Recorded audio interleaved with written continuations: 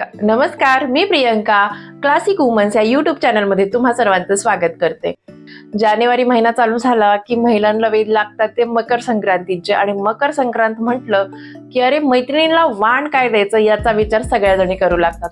वाण भरपूर मैत्रिणी आपल्या ज्या आहेत ते भांडी देण्याचा प्रयत्न करतात की अरे ग्लास देऊया, वाटी देऊया, प्लेट्स देऊया. पण खरंच याचा यूज करतात का?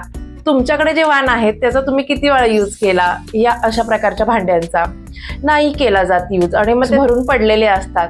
मग यावर आपण असं ठरवूया की जी आपली मैत्रीण आहे, जी आपली सखी आहे, ती यूज करेल, तिला आवडेल किंवा तिला स्वतंत्र पर्सनल असं यूज करता येईल अशा प्रकारचे वाण आपण देण्याचा प्रयत्न करू. बजेटही खूप वेगवेगळं असतं मैत्रिणींनो.